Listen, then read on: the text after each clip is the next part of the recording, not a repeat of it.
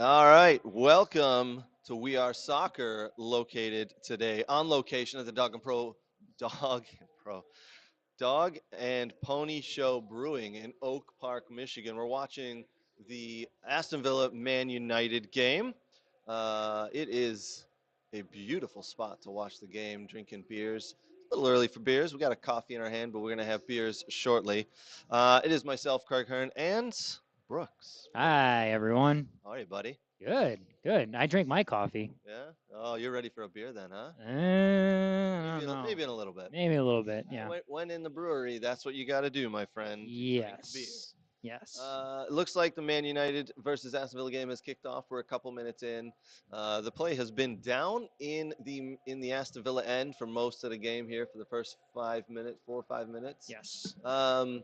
I expect the play to be there most of the day. Actually, I don't think Villa. I think Villa are going to sit in. They're going to break out.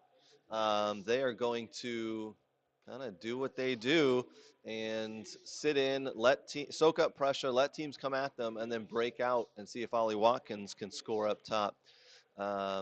It's going to be an interesting one.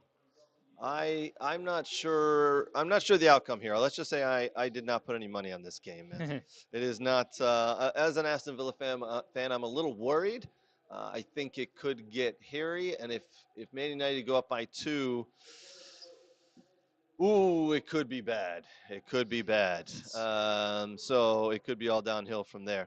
All right, guys, appreciate it. Appreciate you joining us. Be sure to leave us a comment, a like, and a review in the comments there. We're going to respond back. Yes. But more people are going to be flooding in here to the Dog and Pony Show Brewing in Oak Park, Michigan, shortly.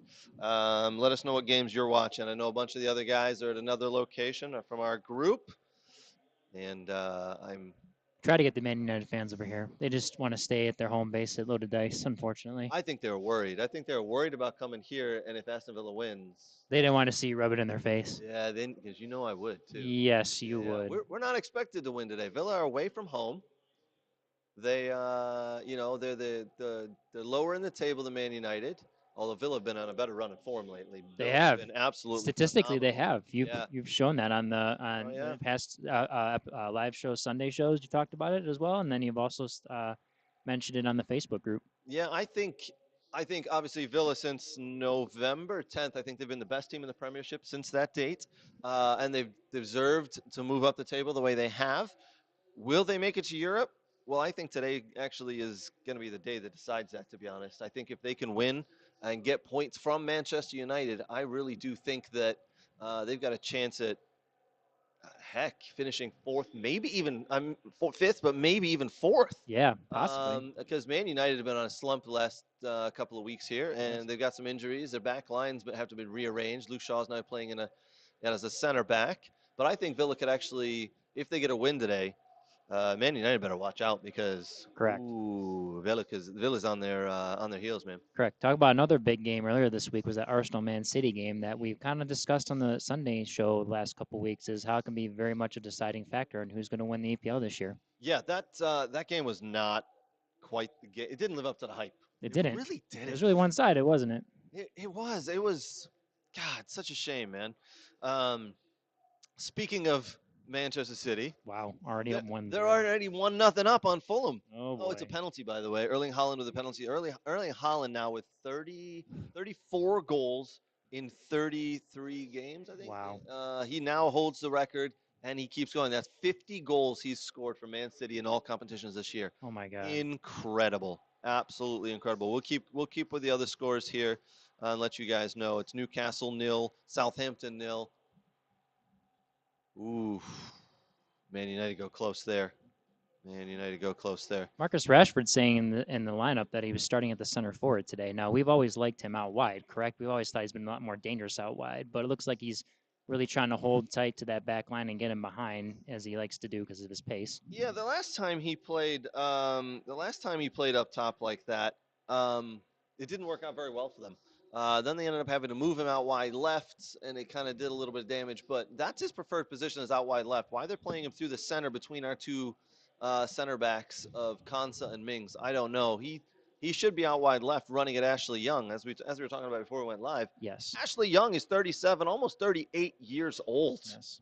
I mean, The that is advantage is Rashford right there, just with yeah. the pace alone. And it would give, and if you have Rashford come from outside to inside, and then a center back has to step, and then another guy makes a run in behind or pulls someone out of position, Right. right there. I mean, that's what you want all day. So I'm confused with Ten Hag's strategy here right now of just letting Rashford just run in behind and playing centrally. If not, maybe I just let him roam a bit, and then maybe if he wants to roam out wide, maybe that's another good strategy. But you're right. I think speaking like a true soccer person, even though you're up the Villa here, that you want them to win. That it is extremely important that they run at Ashley Young. Yeah, I really, as we were talking before, I really thought that they were going to have Rashford on the left to run at Young. Yeah. And when I saw Ashley Young was at right back again, and Matty Cash isn't healthy, I thought, oh boy, that's going to be where Manchester United gets most of their success today. But Yeah. wasn't to be. They pushed him through the middle. Um, yeah, it's an interesting lineup. Very interesting lineup. I'd love to know people's thoughts on the lineup here and what we got going on, guys. Yes. Let us know your thoughts. Go ahead and put those comments in. We are watching, by the way, and we'll read out some of those comments here Yes. as I get to the page. Only on YouTube, unfortunately. YouTube, Twitch, and we have Twitter. stuff on and Twitter. Yes. Yes, sir, on Twitter. Yes. So. But yeah, hopefully you guys are watching and enjoying the show here. We're going on live, on location. We are at Dog and Pony Show Brewing in Oak Park, Michigan. And then we're going to do our live stream later tonight, live show, just for about an hour this evening. We'll break down this game. And I'm sure if Man United win, Nate will 100% just give it to me, right? Like, Always. oh boy, looks like they're having some success here getting over the. Oh. That's a foul. All right. A few other games I think some ones to notice. I think Newcastle needs to definitely beat Southampton today. I think that's a must win for them so they can stay towards the top of the table. Do you way off topic here? Did you see Chloe got in the game last night for the Washington Spirit again? Did not. She come off the bench? Yeah, she got in. She got in at around this 72nd minute. They tied 1-1. Yeah, man. 2 games Chicago going on because the Fire were playing at the same time as the Red Stars were. So yeah, Fire were playing. Last night I was watching the game. The Fire were playing. they tied 1-1, right? Late. They gave a goal late in the game. Yes. 1-1 officially. Yeah. Yes, they did. Yeah. What was that?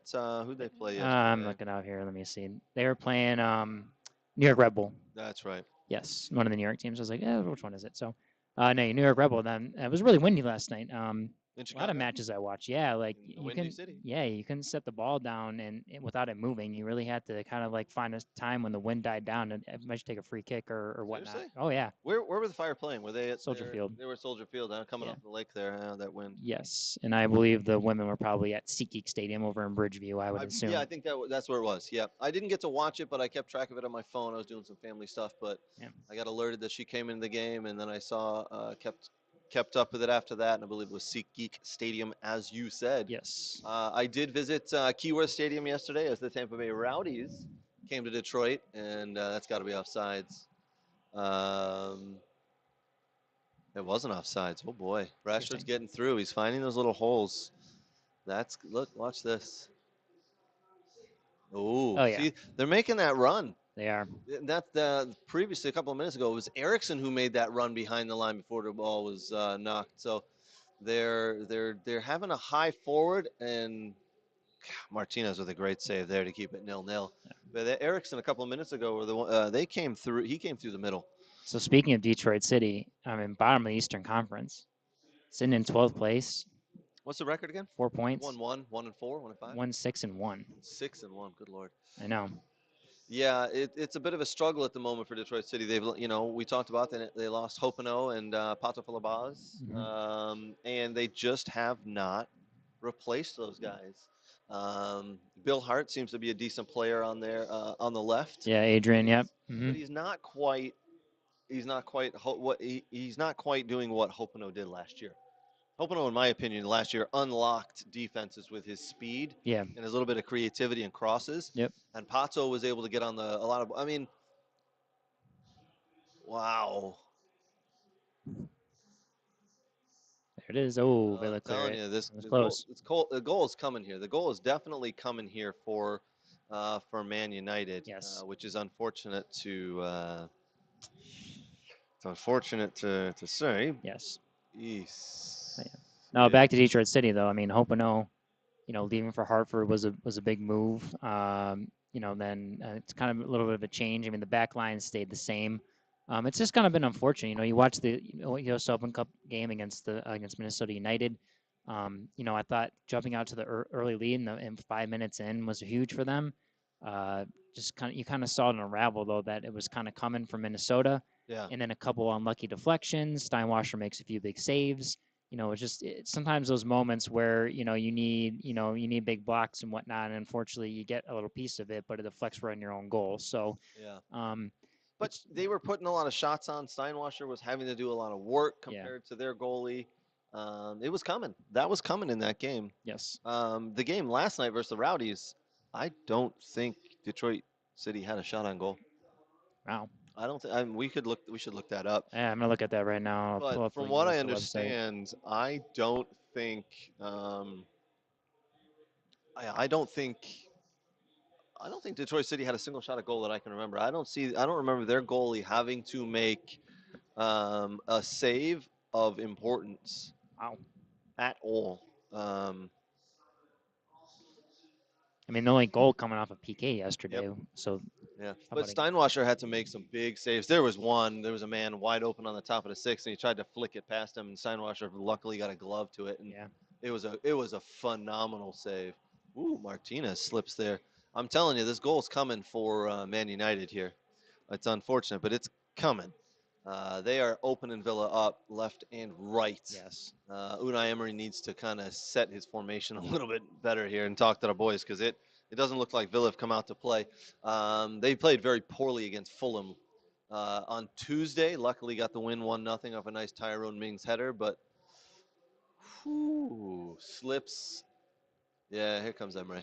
Come on, get the boys going. He don't look happy, does he? No, he doesn't. He looks pretty upset right now. But Ten Hag looks like he looks like his boy. He knows his guy should have finished one and put one away by now. I think. I mean, we're only 15 in, but definitely, in my opinion, Man United should be up 1-0. They've had 2 or 3 good chances here. Yeah. But this is what Villa done in the last couple of weeks. They've lived with some luck. Yeah, it's been interesting. It has. It has. It's been super interesting. Well, push from Sebitzer there. I don't rate him. I don't think he's quite Man United quality, to be honest. If they didn't have some injuries, I don't think he'd be playing. But there you go. I think the definition of what we consider like a Man United player and some of the other big top tier clubs has really gone it's kind of gone away. I think you're right. I Um, think we have to kind of get rid of that thinking that we've had, right? yeah, I Yeah, mean, it you're was right. very much an old school. Like this guy was built for Man United. There was a certain type of player, and it's kind of with the way teams spend money nowadays. I mean, it's just really changed the game. Yeah. I did read the other day on social media that they are looking to install a cap, UEFA. I think those Uh, talks are starting again. the But I don't salary know. cap, and that's Yeah. what that's why the rumor is that's why um, Chelsea have just signed a bunch of their players to long-term contracts. Yes. So obviously they only bought Enzo Fernandez for 125 million pounds in the January window, Yes. signed him to a contract, and then 3 months later signed him to a bigger contract Hmm. because they wanted to take that money and space it out over 8 years instead of the 4 or 5 that they had him originally. Correct. Ooh, that's a foul. Well, they also, they're not sure if they want to bring back João Felix. That's still a thing. He's only on loan from Atletico Madrid. So, Yeah, I don't think he'll be coming back. But again, it's I don't know if it's been announced yet officially, but rumor has it, and this is Fabricio Romano is saying exclusive that it looks like Pochettino is going to be the Chelsea coach. So whether Pochettino rates Yao Felix is, we'll have to wait and see. yeah. Um, it looks like there was a headline today in the newspaper from Jurgen Klopp taking a swipe at Chelsea's woes. He says it's good to see them on the down, going down here. So I mean, they have not been. I mean, if you really think about it, if there were some games they had not won and some teams on the behind them that picked up points when needed, mhm. I mean, you'd be talking that they'd be in this relegation fight, to be honest with you. if you really think about it, like they're not too far off, honestly, from where some of the bottom tier teams are. To be honest with you, I mean, right now they sit in 12th place with 39 points. Wolves are at 37, Bournemouth are at 37, West Ham's at 34, Leeds at 31, Nottingham Forest at 30. So if you really thought if Chelsea didn't get a few results at some point in the season, um, and they're sitting at Yeah. 34, 31 points. I mean, they're just in that. I mean, they're in that relegation battle. Yeah, and I think there's still a chance they can get into Europe there, into the top 7, but it is highly unlikely. Highly unlikely. I mean, look at their form. They've lost the last 5 games, haven't they? Well, they're 39 points right now, and the seventh place team of Liverpool is 53. So I don't know if they're going to even get into Europe. No, I really don't. I mean, that what would require is all those teams above them to lose. Yes, And which I don't see happening. yeah, I don't see that happening at all. The fact that they've now missed out on Champions League money is a huge, huge fact. Oh, here come Villa. Yeah. Oh, Ooh. here we go. Come on. Oh, what a save by De Gea. Update: we have a 1-1 score between Fulham and Manchester Fulham City. scored. Who scored for Fulham? I don't have to look at that one, but I just saw it here and as I go in. Oh my, yeah, yeah, that's right. You see, there's a 15-year-old that made his way into the Barcelona team yesterday. I did. That's pretty impressive. Oh my word. Looks like Carlos Vinicius. Yeah, that is 76% possession of the ball for Man City, and Fulham come back and score a goal. One shot on goal, one goal. It just proves that you don't have to keep possession the whole time. Honestly, you don't like if possession is a very overrated stat. If you possess the ball and you can't finish in the final third, it really doesn't mean anything. It's like in the press conference a couple of years ago, someone said to Jose Mourinho, they said, the opposing team had such and such possession. He said, well, they can take the ball home with them. I'll take all 3 points. Correct. Yeah, I mean, because at the end of the day, it's what the score is. Right. And Arsenal used to do that back in the day. They used to love to give up possession. They said, well, you can have possession because it's going to force you to come out and play. Yes. And then it's going to allow us to, once we win it, to go. Exactly. And we're going to counterattack. It's counterattack soccer is it's a tactic and a style of play these days. It's effective. And the Portland Timbers, the Portland Timbers have done that forever in MLS, to be honest with you. They've done it forever. And they know they're not going to be a team that's going to possess everything just because, they have a good salary cap. They spend decent money on players, but they're not, the LAFCs of the world, the LA Galaxies, the NYCFCs, Seattle's. They know they're have to sit in to bid and counter. And I mean, teams are doing it for a very, very long time. In the APL, when Man City first came in and Pep came in, first everyone's like, sit back, let them have the ball. Yeah. Well, the problem is when you sit back and you just absorb everything, it works at times, but you got to catch them in the right instance. And then everyone just kind of said, well, forget it. Like, we can play defensive, but we're just not going to park the bus. We're just going to try and win the ball a little higher up the field in our own box. But yeah, I mean, there's nothing wrong with playing defensive and saying you can have possession. Correct. And what's going to happen is we are going to sit in our own end. Yes. We're not going to quite park the bus in our 18, but right outside is where we're going to try win and what we're going to try to do, and then try to break out from there. And again, counterattack soccer is I would say in the last 12 years, a new tactic or new style that's come in. Mm-hmm. I think one of the first people was Arsene Wenger who did it. Yeah. Yeah, I think Villa had a good little spell of possession there. They had a good little chance of one or two little chances of goal, but nothing serious. But Man United looked like they're back in their way. Looks like Rashford. Or the wind blew in the wrong direction and Fernandez hit the ground. Oh, play on. Come on. Can't give up the ball there, Ollie Watkins. That's going to be important for Ollie Watkins. If they want to maintain possession, he's going to have to hold the ball up when they play into his feet. Like against the team that when you have a lot of possession, your center forward is crucial because if you're going to find the highest player and you're going to counter out of that, that is crucial that you find the highest player you can hold the ball and you can play off him. Something I want to ask you in a couple of minutes. We'll get back to it. There's a few things before that, but on corner kicks and set pieces around the 18, why do teams bring a player back? Why do teams bring all their players back into the box? We'll talk about that in a minute. It looks like the referee showed no sympathy to Fernandez. He's up to his little dark arts games again where he's trying to feign injury every time he's touched. Villa are playing a very dangerous game here. Playing dangerous because I feel like Man United are pressing them and pressuring them and expecting them to give up the ball. And Villa typically will give up the ball 2 or 3 times in the back and leads to opposition teams having chances at goal. But getting back to what you said about having a high man like Ollie Watkins Mm-hmm. being that high man, um, yeah, if you're gonna leave the one man high on the field, every time the ball's cleared out, you gotta get to it. You gotta at least Yep. hold it, and even if you can't hold it, you gotta at least make the team go backwards so your team can push out of the box, Correct. re-establish positions, and then reorganize. And Ollie Watkins does that actually fairly well. He does hustle to the ball a lot of the time. Here we go.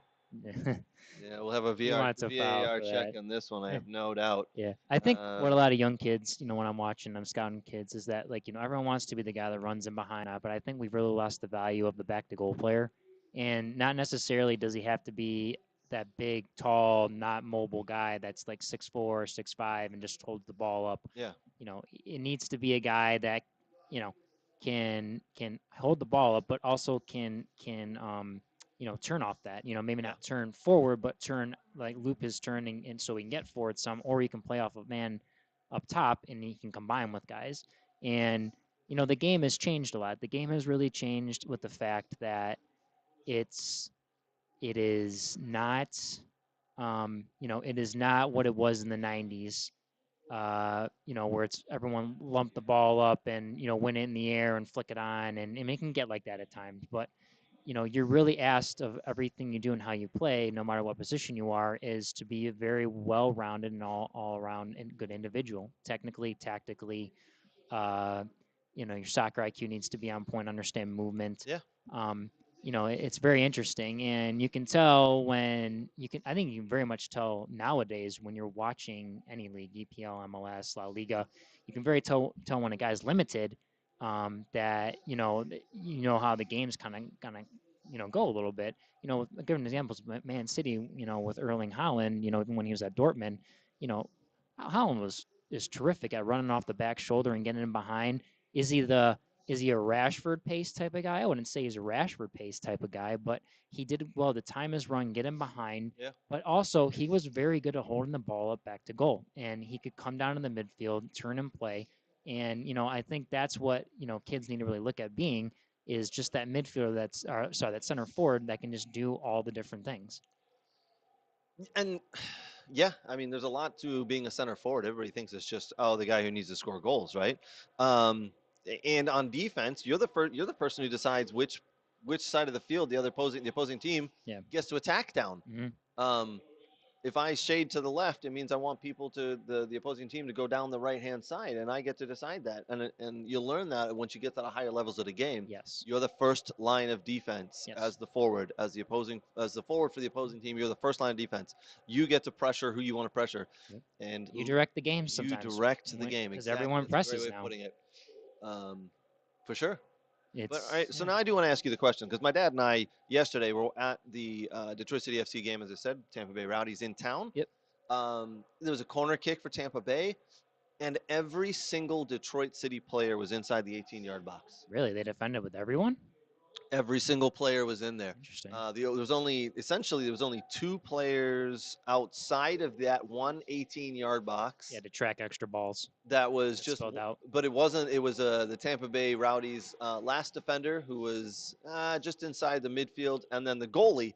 Other than that, there was 20 players inside that box. So Wow. let's say Detroit City head that ball out or clear that ball out. There's no one there to go pick it up. So what happens is that ball bounces to that last man, and what does he do? Plays it right back into the box, plays it back into the mixer. Yeah. At least if you have one guy out there, now what it forces, in my opinion, what it forces them to do is say, okay, we can't just leave one of our defenders back there. We got to leave two of our defenders back there. Here's a good stop. Oh, Ooh, off off the the bar. crossbar. Oof, was that Rashford off the Think bar so. there? I don't Yeah. know if Martinez got a finger to that. I don't know. It was close. I don't know what we're calling here, but it looks like there's either a foul or some sort of offside leading to that play. Yeah. No, I agree. I mean, my guess is the tactics are. I don't know. Have Detroit City been beat on set pieces a lot this year? I feel like a lot of their Well, opponents have scored from the run of play more. um, But they did have they did have a bit of a problem against Minnesota United. I mean, a few of those goals came yes. off, rebounds, and I think one did come off a set piece where they didn't clear it well, and it didn't work very well. So Well, it's yeah, yeah, but I mean, I just feel it's a weird tactic for people to or coaches to go with. It just, man, why are you just stick one guy up at the midfield? Stick your forward up there, because now what it's doing is holding. It forces two defenders to stay back and have less people for the other team in there. The one thing I will say is that Tampa Bay Rowdies had, it must have been 6 players on the field yesterday who were 6 foot tall and above. they're big. Tall and above. Their They back line's were big. huge, They're big. Yeah. massive. Yeah. Could not believe it. Yep. Um, and my dad's a 6'2" former center back, and he said, "Oh my word, look at the size of this team." You're not wrong, Dad. Um, but it was an entertaining game. Just, I would say, probably typical USLC championship. It gets very, USL, depending on the field you play on, because not all the fields are full size, and Right. as we know, Detroit City is a very tight space. So if you want to play, you have to be very technical in tight spaces when you're going to play at Keyworth Stadium. Uh, maybe compared to like an Al Lang Stadium down in Tampa, or out in Louisville City, Mm-hmm. their home field as well. That looks like it's a bigger size pitch. Um, so yeah, I mean, listen, Tampa Bay, like, I mean, just from their back line, I mean, Connor Sparrow's a big guy. Freddie Kleeman, former University of Washington center back, drafted. I think he was a Inter Miami draft pick, I believe. Um, it's a Aaron Guillen, former FT Dallas player, grew up with Kellen Acosta, Mm-hmm. played with Kellen. He's been a good fit. I'm assuming Tampa probably played a 3-back, if I'm not mistaken. Usually that's their go-to formation, is a 3-5-2 or a Yes. 3-4-3. Yes, it was a 3-5-2 Yeah, essentially. yeah. Forrest Lasso has been a mainstay. He was away for a bit and he came back. And Yep. Forrest Lasso is, he had a stint in MLS, but he is a big guy Big in the bruising guy, yes, yes. He's a key piece to their success. So yeah, it's a little bit of a different team, that Tampa Bay Rowdies team, that's for sure, than in the past. But they do a very good job evaluating talent and bringing new guys, and keeping their keeping the status high for that club. I mean, if you look at the standings right now in the Eastern Conference, I mean, you have Tampa Bay Rowdies now. I mean, they're not in first, but Charleston Battery, Ben Pierman's new club, who he's done a phenomenal job with them. Mm-hmm. They were towards, I think, Charleston last year with Connor Casey. They were towards the bottom of the Eastern Conference, and it took them a while. And I don't know if they may have barely made the playoffs last year. But Tampa Bay's sitting in 6th right now. So standings right now in the Eastern Conference of the USL Championship. For those who follow, Charleston Battery 1 with 15 points, Louisville City FC with 14 points in 2nd place, Birmingham Legion 13 points in 3rd, Loudoun United. I don't know if you want to call them the dark horses, but I think it was very good for them to separate from DC United, in the fact that they are still affiliated with DC United, but they are not the second team of DC United, so they're not forced. Their hand isn't forced to play all the young players that DC United have. They get a few of them, but Ryan Martin, the coach there, has a little more freedom to select his players and who he wants to bring in. Skage Simonson, DCFC center forward, former Loudoun United player last year. But yeah, Loudoun United is the sleeper this year, 10 points in 4th place. Pittsburgh Riverhounds, 5th, tied for 5th with 10 points. Tampa Bay with 8, tied with Miami FC, who gave Inter Miami quite a battle in the U.S. Open Cup match earlier this week. And then FC Tulsa at 8 with 7. Then we have Memphis 901, who actually just beat Atlanta United. Yes, that was the only MLS upset right there. That was the right? one cup set. Only cup set. Yeah. Yeah. Congratulations from Memphis 901. Then Indy 11, who struggled last year, or struggling again this year, are in 10th place with 6 points. Hartford Athletic with 5, so Tab Ramos needs to get that one together. Yeah. That'll be interesting to see how Tab can turn that one around. Then DCFC in 4th. We'll move to the Western Conference standings here. Sacramento Republic, Russell Cicerone, former Birmingham Brother Rice Vardar Academy player, played at University of Buffalo. Nice. Trains with Aaron Bird, next level training. Next level training, some of the best, and they produce some of the best players. Correct. Yeah, absolutely. Yes. Sacramento Republic sit in 1st in the Western Conference with 18 points. DCFC played them last weekend. Mm-hmm. Colorado Springs Switchbacks in 2nd with 16.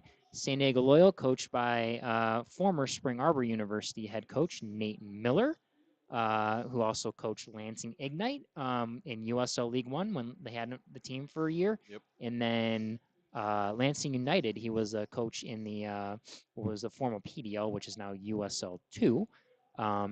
Sit in third place with 14 points. El Paso Locomotive with 13 points in fourth place. San Antonio FC in fifth place with 13 points. Monterey Bay, sixth place with 12. Phoenix Rising, usually the ones that are in the top 3 in that conference because they spend so much money on players, are struggling a little bit early on in seventh place with 10 points.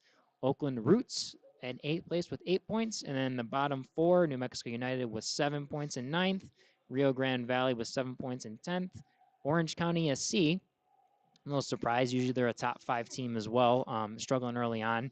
11th place with 6 points. And then Las Vegas Lights in 12th place with 5 points. Former Michigan State University center back, also a next level training guy, Zach Carroll, and Pato Botello Paz, as we know, are now with the Las Vegas Lights. So struggling there, but the season is still young. We're only, some teams have played 6 games, some have 7, some have 8. So we're still early on in the season, and much can change as we go on in this USL season. Long way to go in the USL season, man. Yes. Long way to go. Yes. You'd mentioned Tab Ramos.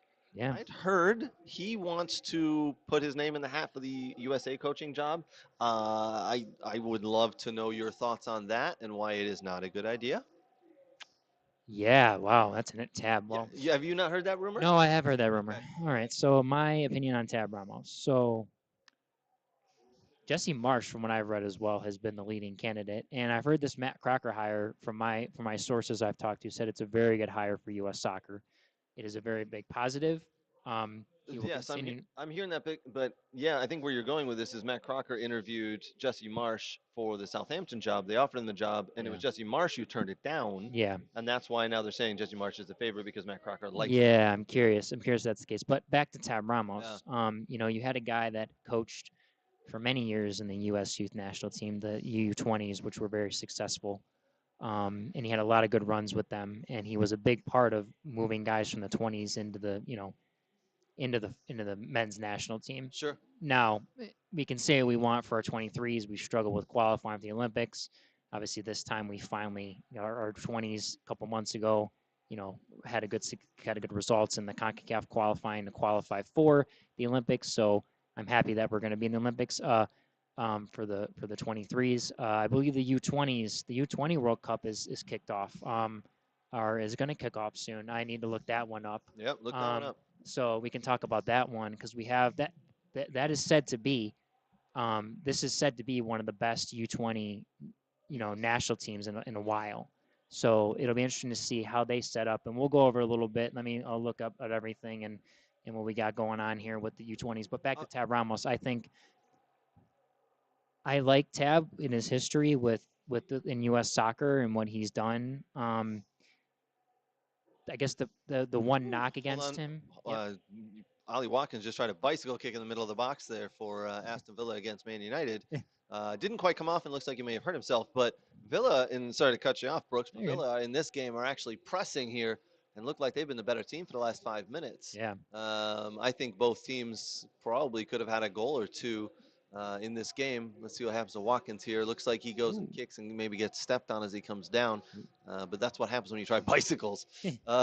Things happen. Sorry, go ahead, Tab. Yeah, so with Tab, he's been in the U.S. national team system as a player and a coach. He had that stint in Houston, which didn't work out very well, unfortunately. So now he's with Hartford, and he's cutting his teeth in the USL Championship, which is fine. Listen, if Tab needs to cut his time in the USL Championship and then eventually get an MLS job, that's fine. I think there's different ways where, coaches need to, you look at John Hackworth, he was a guy that was at the Union early on, didn't have success, got fired, kind of bounced around, ended up at Louisville City, had a good stints with Louisville City, and then he goes to St. Louis City SC, where he coaches the second team, and he did more with the academy and such. And now he's one of the the top assistants on the first team.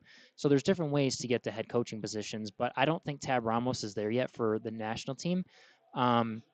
Eventually down the line, I think he would be a good one. But you have to show that you can obviously be successful at the club Right. level Right. before, and I guess this goes against my Thierry Henry debate because he hasn't been successful at the club level. Fair enough. But you do need a little more, coaching in the background. You can have all the youth national team experiences you want. But the problem is you're not playing consistent games in and out. It's for a short set of time. You really get to pick the players. You have a pool of players to pick from. Right. It's a little different than the club game. So, but I'd love to see Tab Ramos eventually though, and at least hopefully make the first team, or the national team assistant coach. So, oh, good finish. See, that's a terrible. That right. It had to be him. Rat face. Can't stand that mother. Yeah, go fuck yourself, you prick. Sorry for all the viewers there. I'm not a big Fernandez fan. Yeah, the Villa got to do a better job there. I don't know why. I mean, Martinez, I think, has got to let that ball go. It's clearly not going on goal. It's going to miss. Let the ball go out of bounds. Stop trying to make a save there, man. I know. Yeah. And it's unfortunate because Villa, for the last 8 minutes, have been a better team, I think, and actually missed some good opportunities. Game changed a bit. Yeah. Yeah. Update. So that's 1-0 Man United over Villa right now in the 39th minute. Looks like Man City have taken a 2-1 lead on Fulham. Yeah, you got to be better there as a defender as well. The defender's got to get there. Got to lay out for that ball, man. Ball over the top again. That's where they're beating Villa. They're beating Villa over the top of that ball. Moreno's got to lay out for that one That's a little unfortunate better. with deflection, though. I mean, right at the Yeah, defender. yeah. That's I mean, always the toughest one when you lay out as yeah. a defender and then it deflects off you. Yeah, a bit unlucky, but I mean that I think is well, maybe it's not going wide. I couldn't tell, but you got to be better than that. As I said, Villa could lose this game, and there's nothing lost really, to be honest. Man United are expected to win. They're at home. They're the higher placed team. Mm-hmm. We got a VAR check here. What's going on? Ooh, is there an offsides maybe? Ooh, it looks That's off. close. His fingernail was off, so VAR may save you today, Craig. VAR may I save the doubt Villa. it. VAR's actually done all right for Villa in the last couple of weeks. It looks like it's going to stand. Oh, Yeah, the goal stands. I just didn't want it to be him. I can't stand him. Eh. Rat face. He ruins the game, in my opinion. The way he rolls on the ground. Like we saw earlier, the referee paid no attention to him. The wind blew in a different direction, so he falls over, so he's been hit, and he rolls around trying to get cards. It's disgusting to see. I know. And I know quite a few Man United fans who have said it but won't really say it. They don't like his play acting, and if he wasn't playing for their team, they'd probably utterly hate him. But it's just him. I get it. Yeah. Yeah. Again with Tab Ramos though, I don't know why he's in the discussion, to be honest. Listen, he's a USL Championship coach. Well, how is he? How is there rumors about him becoming U.S. men's national team coach? If you're not haven't been coaching at the highest level in your country or a different country, then there's no way you can go to the top and coach a national team. So again, I'll agree with you. It says go and coach the MLS, cut your teeth where you're at now, get to the MLS, coach there, prove you can do it there, prove you can take a club, prove you can do what Pat Noonan's done. Pat Noonan at Cincinnati's done an absolutely phenomenal job, right? They went from missing out on the playoffs for several years. They made the playoffs last year. This year they're having a hell of a year. He's taking players and making them better. And that's what the U.S. men's national team want and needs. Yes. Maybe that's Jesse Marsh. I don't know if he has a track record of taking players and making them better. I mean, just like Nate said, he's a system coach. He's always been in that Red Bull system. I don't know, honestly, how effective that's going to be for the U.S. men's national team. It might end up being very unpopular with the fans, but this is a results-driven business. Yeah. At the end of the day, we all want to advance in the World Cup, no matter how ugly games can get. As long as we beat an England 1-0, we beat a Netherlands 1-0, whatever, and we advance into the last 16 or out of the group stage and past the first first knockout game. I mean, that's the problem with soccer that I think that everyone runs into, is that we want to play this. We want everything to be beautiful and attractive, but at times, the game is the game, and the game gives you what's there. Right. And the problem is we can't always be tiki taka like Barcelona, and I think that's the problem of what. Listen, I love what Pep Guardiola's done, and Johan Cruyff, and a lot of the guys have done with total football. But the expectation that everyone can play that, or everyone's fit to play that, or you have the players to play that is very unrealistic for every country to play that way. Everyone's going to play their own unique style to their own unique abilities. And I just don't know when I watch youth games and I watch just games in general throughout the United States that we're even close to being something like that. And, Agreed. we're not what the national team was um, in 2010 and such, we're better in certain circumstances, but we still lack in a lot of areas. Yeah. Yeah. I couldn't agree more. Couldn't Yeah, agree more. Uh, it's I just don't. I got to be honest. I don't know who would be the best coach for the U.S. at this point. Is it a systems coach who's someone who can put a nice system into place and get us some results? Is it someone who can harness the creativity or get creativity out of some of the players that are here in the U.S.? We've got a great young squad. I don't know. I don't know if that's Jesse Marsh. I don't know if it's someone different. The nice thing about it is Matt Crocker, a Welshman, yeah, has been football director at Southampton for several years. He was high up in the English FA. Um, he had been over here. They liked him because he was doing a little coaching and did some camps and a lot of different stuff over here in the USA. So he's got an understanding of the USA. He's got an understanding of the English Football Association. He's got an understanding of the Premiership and how it works. So guess what he now has? He's got some connections in that Rolodex of his. yep, He's seen a lot of coaches. For the last 2.5 years, he's been at Southampton where they've swapped coaches out. They did a coaching search after they let go Ralph Hasenhudl. yep, So he knows some of those coaches. He spoke to a lot of those coaches, and he's going to go, I interviewed Coach X, Y, and Z a couple of months back, and he might be a great fit for the US job, and no one's ever thought of him. So, you know what? We're going to bring him in for an interview, and we're going to talk to him. He's got some different ideas. Um, so it's going to be interesting to see. I think he did say that by the end of the summer, they hope to have that head coach in place. yeah. There's a few other positions that need to fill as well. He's going to bring some of his own people in. I, I think I'm cautiously excited by the hire of Matt Crocker Yeah, for the U.S. General Manager position, Sporting Director position. yeah, Excuse me. I'm cautiously. He's young, but he's got a good understanding. He did a very nice job at the English Football Association getting the U17s and U20s to win World Cups yep. for England. So what's to say he can't do that here and get those youth teams and those players up into the full team and put some systems into place. So we'll see. It comes down to him, who he hires the head coach. But I'm cautiously optimistic. I just think it's just a different hire. It's someone that's not, like you said, like we talked about. I mean, how many of the national team coaches have been from the Northeast?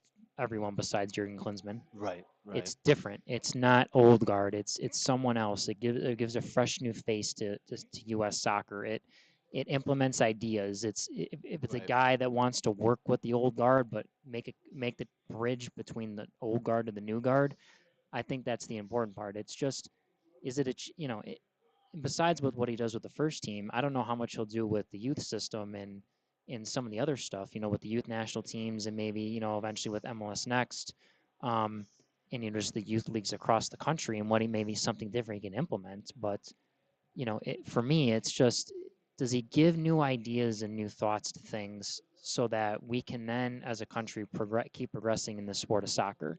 Um, because right now, honestly, at the youth level, is it better? It's better, and I think Jurgen Klinsmann changed a lot of things when he was when he was the men's national team coach for the better. But I still think there's another jump in progress to be, or there's still progression to make, honestly, in this sport.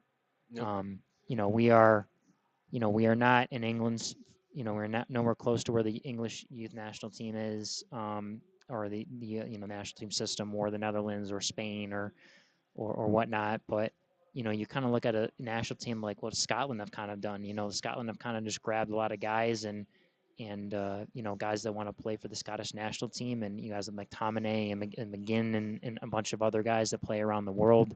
And they kind of, what Greg Berhalter was kind of doing, what uh, uh, on this, I'm like on the Scottish national team head coach, but they've kind of brought in guys and they've kind of found that, playing for the country, what Greg Berhalter brought in with the national team. Mm-hmm. But, we need a few of those next level guys that can be difference makers. Now, do we have them? I think the starting 11 is much better and there are difference makers. The problem I have with the team is the guys in the secondary positions, the guys that are 12 through whatever 18 or 20. Some of them are good in their own right, and they may challenge and they may make the guys better in training. But the question is, do they make a difference off the bench? And that's always going to be the question with the men's national team. Right. We're at halftime of the Villa Man United game. 1-0 Man United. The Fernandez goal coming off a little bit of a deflection there. We are hearing that there are protests outside of Old Trafford before the game and going on Oh, now. wow. Reds Rage is the headline on the Sun today. Yes. Angry Man United fans march outside Old Trafford demanding full sale by hated Glazers ahead of the Aston Villa clash. So it's come out. Obviously, we all know that the Glazers own Manchester United. They are in debt to the tune of about 450 million pounds. They have put the club up for sale, and I'll do this sale because now the rumor is that they actually don't want to sell. They're just looking for additional funding. So it's a bit of a ploy to get people to come in and say, listen, we're not actually selling the club. We just want to take your money. It's like I can't go to a bank. Oh, it's like I can't go to the bank for a loan. So like I'm gonna go to a rich person for a loan. Yeah. Yeah. We'll give you a little bit of this club. We'll sell you like, Yes. I don't know, 4%, 5%. Yes. There has been um, a new offer made yesterday worth excess of £5 billion. It's a lot of money from Saudis, from someone in Saudi Arabia there. Yes. But Jim Ratcliffe, the Englishman, he owns Enyos, has said that he would like to buy it for in excess of $5 billion, but he would like to keep the Glazers in power and still offer them some ownership, which, in my opinion, would be the funniest thing ever. But if I mean, listen, the Glazers might be bad owners because they haven't put money into the stadium, but over the last 12 years, Manchester United have spent just as much money in player transfer fees and um, salaries as Manchester City. Yep. And one of those teams in the last 12 years Has been successful. has been successful and one hasn't. Yes. And you know what? The owners have given the same amount of money. The only difference is one of the owners is put money into the stadium and the training facilities, and the Glazers haven't. So listen, I don't care about that. Um, they've had the money. Man United fans should just shut the hell up. They don't even know what they're getting into. So what? Your club's in debt. You guys keep spending. You spent 90 million on Anthony for God's sakes, and he's on the bench today. 90 million on Anthony. You signed David De Gea and Jadon Sancho to £375,000 a week contracts. Yes. All right. Now you're having to renegotiate with David De Gea. Now his contract's up, but you still want him, but you have to lower his level. You bought Casemiro for 75 million. You've spent money. You just haven't spent it right. Now the Casemiro one I think was right, but I don't think that's long term. I think he'll go downhill in another year. But Nate's commenting on YouTube here. He said you're just complaining. no, I'm not complaining. I'm stating the facts. Yes. What are Man United fans complaining about? You've spent just as much money as Man City has. What are you complaining about? Good Well, point. because you don't like the owners because they haven't put money into the stadium. Other than that, they've put money into the playing squad. Just as much money as Man City. More money than 80% of the Premiership teams. So what are you complaining about? What are you raging about outside of the stadium today, Man United fans? Tell me what that's all about. But that's what's happening. Let's give a quick recap of halftime scores. So obviously 1-0 Man United over the Villa, 2-1 Bournemouth over Leeds. Bournemouth really, I think, have already secured their pretty much secured their Premiership place. Yeah. So this game is on Leeds to go and get it. And Leeds look like they're faltering. I swear, if Leeds leave today, Bournemouth Stadium without 3 points, they're going to be gone. They're going to be absolutely relegated. Fulham 1, Manchester City 2. Holland with a goal in the 3rd minute. Fulham tying it up in the 15th, and then Julian Alvarez getting the start today, um, scoring in the 36th minute. Just so everybody's aware, Kevin De Bruyne was not in the playing squad today. He was left out of the match day 18, probably to rest. He played phenomenally in that game against Arsenal midweek. Yeah. He was just sensational. That first goal he scored, my word. And Newcastle down 1-0 to Southampton at halftime. It's not a good one. I want to that is a bit of a surprise right there. I'm sure if people were betting and they had them in a parlay, they did not have Southampton winning. I know. It looks like 63% of the percent of the possession is towards Newcastle, which is understandable. 5 shots, not a single one on target for Newcastle. 4 shots, with 3 of them being on target for Southampton. Yikes. Just so everybody's aware, Southampton's last 5 games: loss, draw, loss, loss, loss. Here's Newcastle: win, win, loss to Aston Villa, win, win.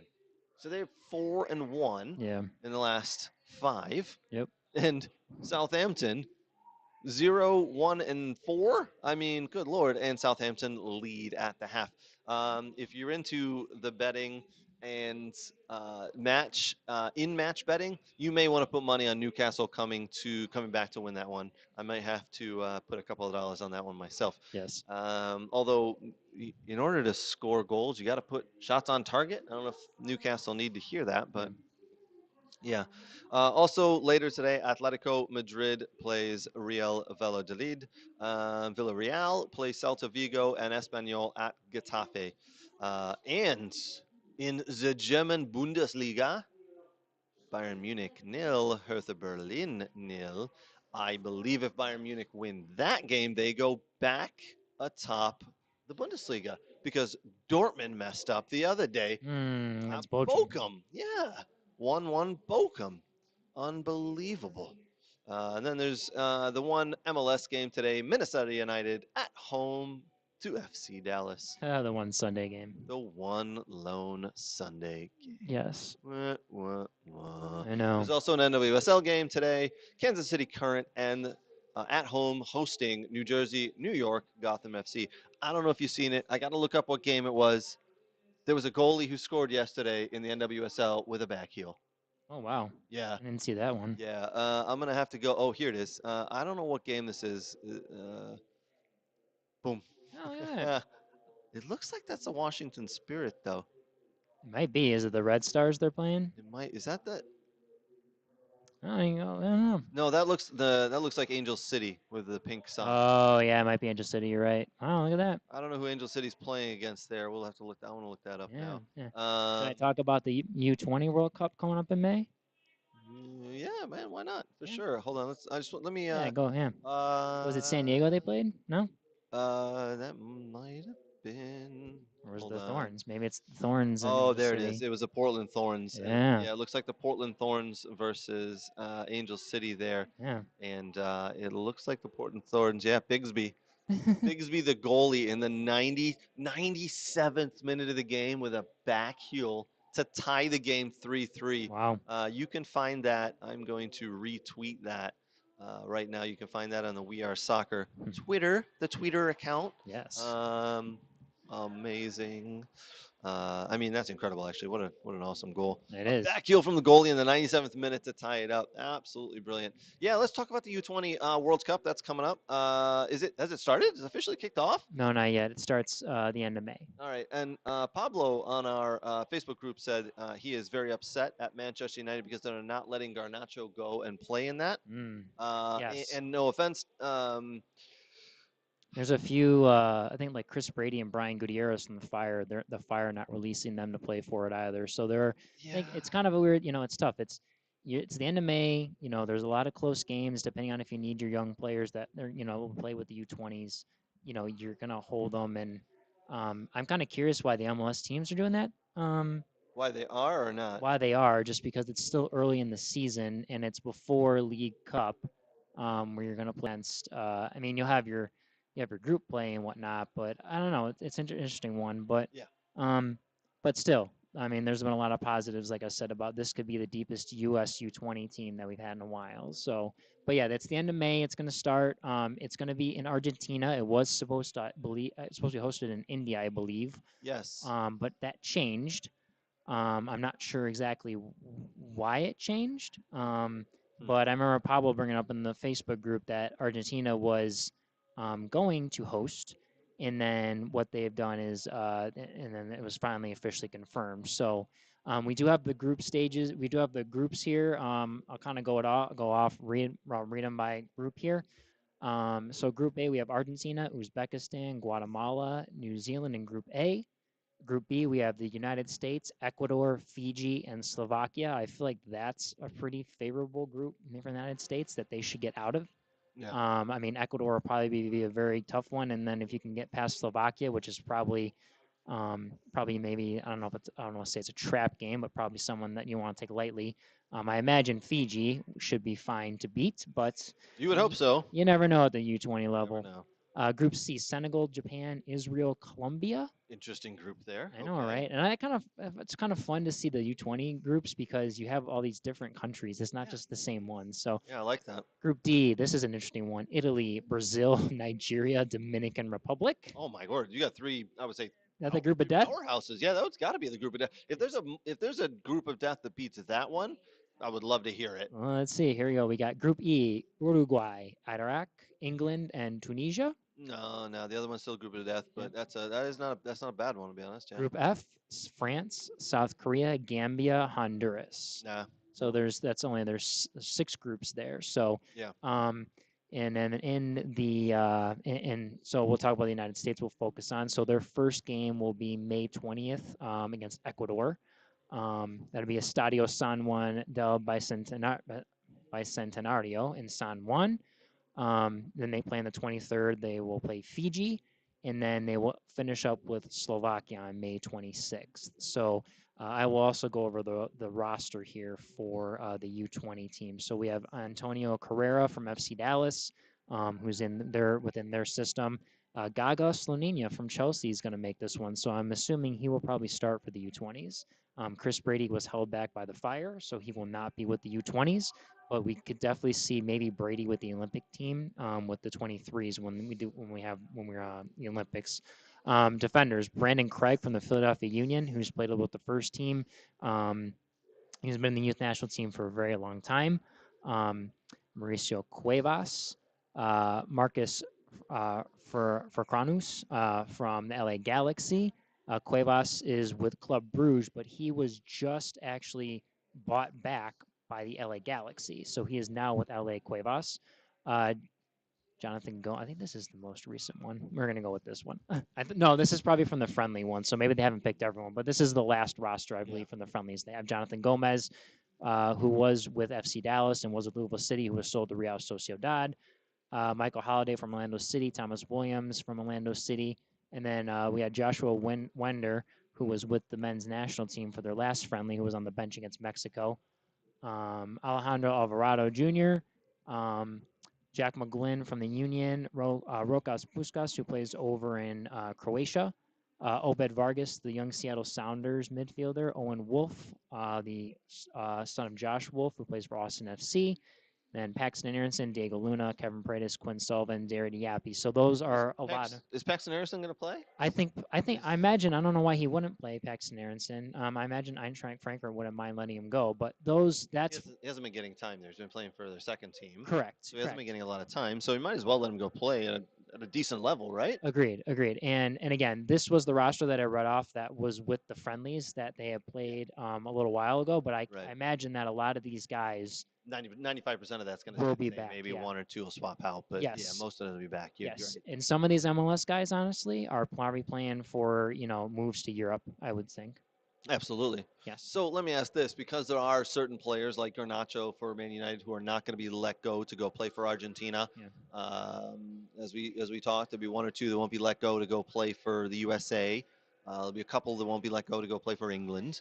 Is this a true World Cup if half maybe the top 20 or 30 players in the world who could be playing there aren't playing there because the clubs refuse to let them go because Yeah. the club seasons are coming to an end? And is it a true World Cup? Or, I mean, it means something, but you just kind of look at it and go, man, I Yeah. don't know, right? That's yeah. I mean, I agree with you. Like, and that's why I get sad when it's like, these U17, U20 World Cups is like, let the best of the best players go. Right, Like, right. it's okay. Let them go. Let them go play. Well, but you can see why Garnacho wouldn't be let go from Man United, because Man United Sure. have injuries at the moment. They're coming into a run of games where they haven't been playing well. They need to finish in top four to get to Champions League for next year. If they slip to fifth because Tottenham or Newcastle pipped them out, Yeah. and you could have had Garnacho there and you needed him, I get it. I get it. Um, what's more important? Manchester United. I think Manchester United is more important, right? Um, Yeah, unfortunately, because the club game's changed a lot. I mean, it used to be the international team was kind of the all important one, and it's really changed. I don't know if I want to say for the better, but it's changed drastically. But obviously, more money and yeah, more consequences in the club game. right. So I mean, money talks, right? Yeah, and as we're talking about, these are kids essentially. This is a U20 World Cup. All these kids are, 20 or younger. There's a debate going on in the Facebook group right now for a young lady, Melanie Barcenas, Hmm. just made her debut for the San Diego Wave. Hmm. She's 15. She's now the youngest player in NWSL history. And a lot of people are saying, well, how, is it too young? 15 years old, is that too young? I'm on the side that, listen, if you're good enough, you're old. If you're old enough, Yeah. I don't care if the Yeah. kid's 7. If Yeah. the kid is good enough to play against grown adults, then put the kid in there. And what a lot of people don't realize is, as I was saying earlier, there was a 15-year-old who just made his For for Barcelona. Barcelona. Yeah. What's his name here? Lamine Yamal. Hmm. 15 years old. I know.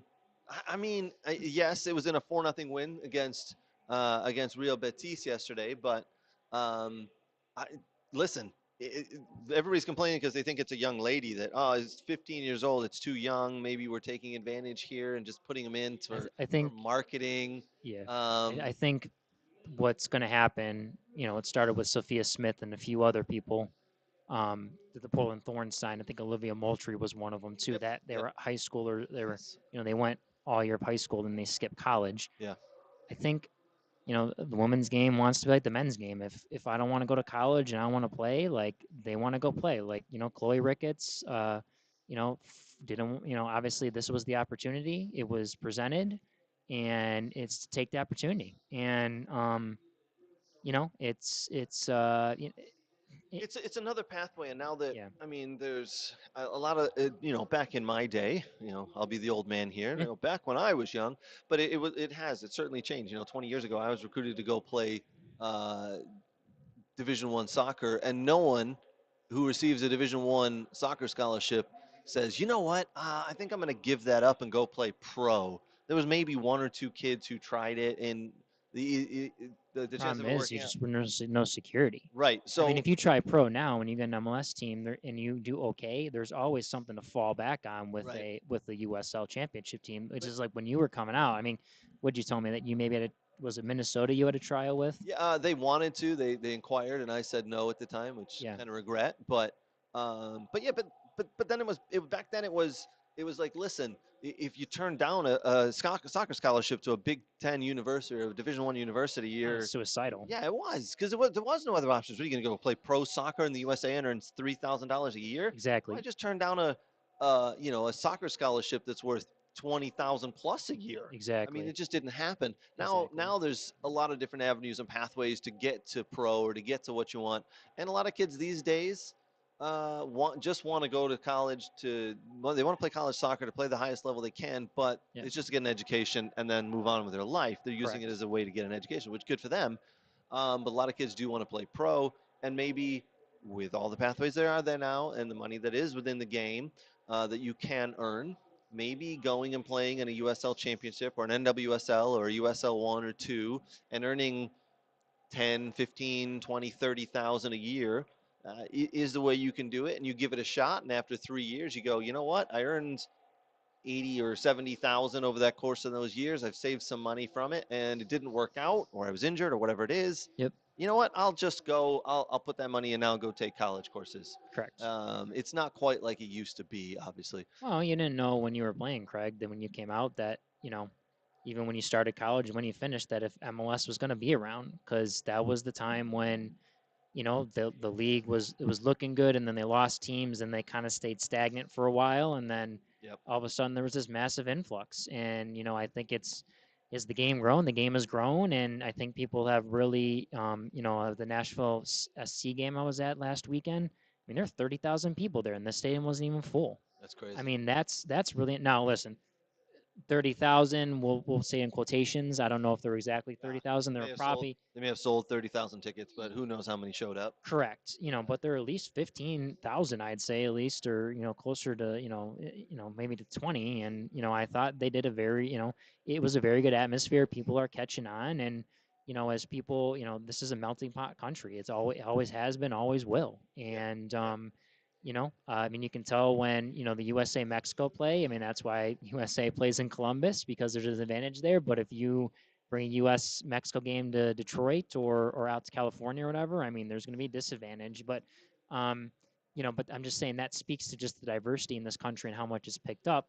Um, but just look back to what we're talking about is just we didn't know if MLS was going to be around, and then now everyone wants to invest, and it's gotten a little crazy probably with the investment money and that costs to bring an expansion team in. Unfortunately, it's not favorable to everyone at the the MLS, the Well, the, USL level, unfortunately, because it's really the expensive. franchise fee is now 300 million plus. I Yeah, mean, that's a but little ridiculous, isn't it? yeah, but But you're right. yeah, But that's what the league's grown to, and that's what they can ask, and hmm people are paying it. So yeah, if people are going to pay it, might as well ask for it. yep. So good for the MLS. And it's revenue sharing. It's revenue sharing. It's something that this is how MLS pictured the league to grow until they got big sponsors like with Apple and some of the other ones. And they're still waiting for those other big sponsors like the other leagues have, where they Right. can get a lot of money. And Yep. that's going to take time. One big sponsor, I think they probably want a few other bigger ones eventually. Obviously, how long does the deal with Adidas last, where every club in every team in the league has to wear Adidas, where they can't go with their own? um, that is the question, I think, for the next step when MLS gets to 30, is what direction does the league want to go in? Do we want to be all for one, all together, all for one, or do we want to be very individualistic and let teams decide how different companies want to use for jerseys, how we want to market ourselves? We want to be big spenders, we don't. Does promotion relegation ever come in? As we get more involved with Liga MX and as USL grows, that is going to be the question. There's an ongoing battle still in the expansion team world for the lower division, pro soccer side and division and pro 2 and 3 between MLS and USL. That they're still trying to find cities that are viable for expansion teams, and both are battling for it. And right now I think USL is winning that battle. We'll see what MLS Next Pro can do. But obviously, if you look at it, MLS Next Pro has a very different outlook on things than honestly USL does. MLS Next Pro is more of a development league. That's our second team. We're going to push guys into the first team. Um, so it's interesting how the landscape of soccer is going to look up into the World Cup and after. Yeah, you're right. I am actually interested in your thoughts of do you think do you think promotion and relegation could work with all those leagues? I don't think MLS will ever open themselves up to promotion and relegation.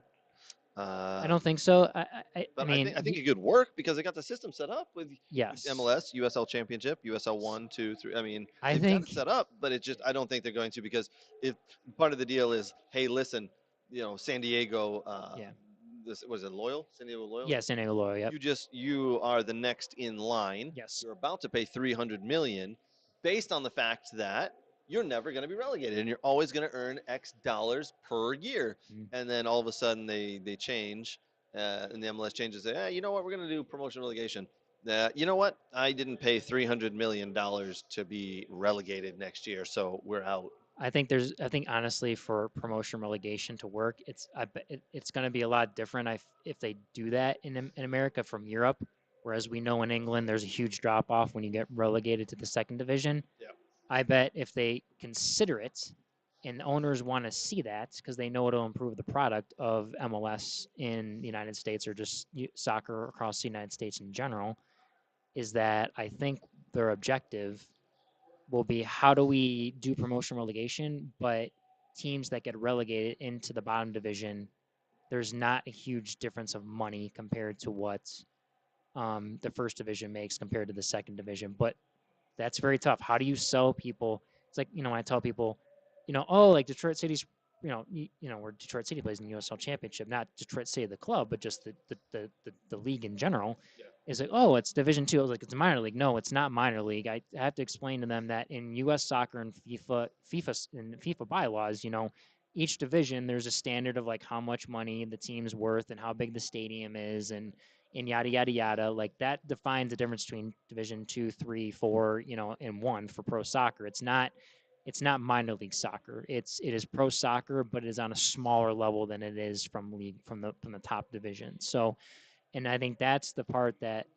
Americans in this sport need to really adjust to is, that's the problem is what kind of like hockey and baseball really created this idea of I was about to say, it yes, sounds like they're people, Americans are going, well, it must be minor league like baseball, right? Because that's the yes, only thing they understand is there's the major league and then there's the minor league or what, triple A, double A, double A, A, single right? A, and So, then there's all these and then maybe, other yeah, yeah, yeah, in baseball it gets crazy, and then hockey has all these affiliates and everything, AHL, yeah, yeah, all this other different stuff, and it gets to be a lot. Like it's very, like I always tell people, it's very distinguished on stadium size, how much the team's valued at.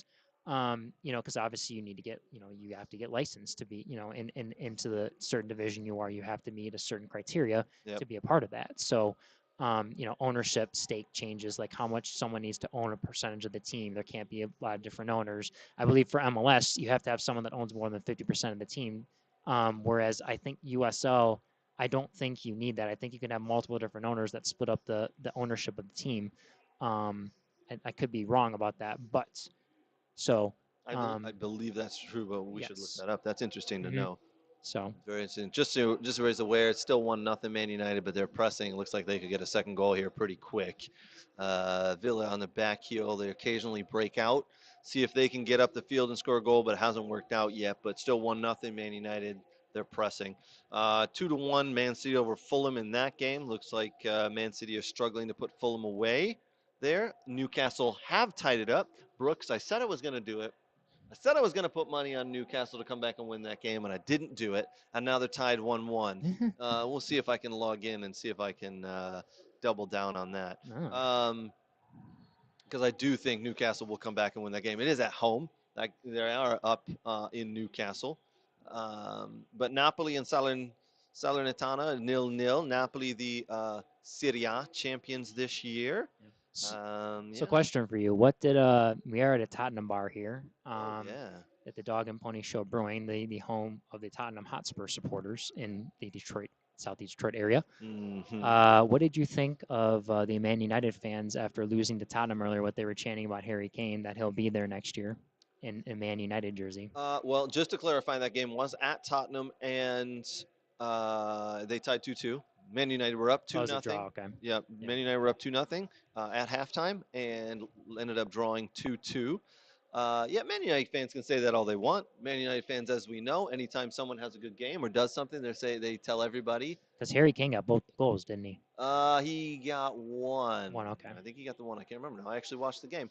I mean, Martinez with the big save there. Yeah, great save by Martinez. Is that Casemiro running through? I couldn't tell who that was. Rashford.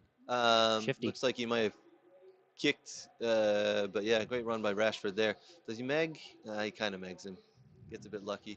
Ooh, leaves his foot in there a little bit. Caught Martinez a little bit. Ooh. Yeah, I think that's Man United fans being Man United fans. They're going to try put people down and say, we're going to take your best player. They tried doing that with Villa and Ollie Watkins, and my response was, yeah, you can take him. And they went, now they don't. Now I don't know how to respond. We all know that Harry Kane should leave. He should be gone. He cannot stay at Tottenham because he's not going to win anything there. He's already head and shoulders above the best player at that club. He needs to leave. He's tried his all. Whether it's Man United, I think Man United should absolutely make a play for him. Yes. I think they should stump. Listen, if you were willing to pay $90 million for Anthony, and 75 million for Jadon Sancho and give him 375,000 pounds a week, you should sum up the money and get Harry Kane, because if you get Harry Kane into your club, you wouldn't be stuck in these positions where you're only beating Aston Villa 1-0 with all these different opportunities, and losing or drawing with Tottenham 2-2. You'd be winning by 2 goals every game. Yes. Harry Kane just needs 1 or 2 opportunities to score, and he puts the ball in the net. You put him in your club, and it's guaranteed winning. Will he be there? I don't know. I still think he could end up at Bayern Munich. I think Bayern Munich is the place for him to go. I think he'd be looked at in England as a martyr, as a traitor, if he left Tottenham and went to Man United. But when people in English players, specifically legends at clubs, go abroad, it's looked at like, they're just going to try something different. And, whatever it is, it's not that big of a deal. They come back to England after their career or later, and they're not looked at as the same. Just so you're aware, Brooks, if I put money on Newcastle, it's negative 180 at this point. So I don't know if I should put money on it, because yeah, I got if I put $5 on there, I'm only going to bring in $2.94. I don't think it's worth it at this point. I don't think it's worth it either. As the game goes along, it's more the odds are going up. But I missed my opportunity there, Brooks. I missed my opportunity to make $5. I know. And buy myself one of these delicious beers, and I have to go get. And that's a terrible opportunity from Jalen Ramsey there. You got to put that on target, son. Villa break in, the odd break here and there. Ollie Watkins, a nice little flick. Ooh, okay, it was deflected. It's a good block. Yeah, the defender got in there, but you know what? Shoot the ball high a little bit. Don't put it on the ground. Yeah. All right, Villa with a corner kick here. Hasn't been very many corners in this game. I think I might have a parlay on this. I think I have one. I can't remember if I put it in. It was so many corners, more than 7 corners, and Villa tie, win or tie, and if it doesn't happen, there's no bet. That didn't work out very well, did it? Did not. Oh, here we go. Ooh, bad touch from Eriksson. You don't hear that very often. I know. Yeah, still in the 53rd minute. Oh, that's not right. That game hasn't updated yet. Yeah, still in the 53rd minute of the Man City Fulham game, 2-1. And Man City have Haaland up top, Grealish, Gundogan, Alvarez, and Mahrez in the middle. Alvarez in the middle there. That's an interesting one. I wonder if that's more of a 3-2-3-2, and Alvarez playing next to Haaland. Rodri and Stones in the 2 that sit in front of the center backs, the 3 center back system of Akanji, Diaz, and Walker.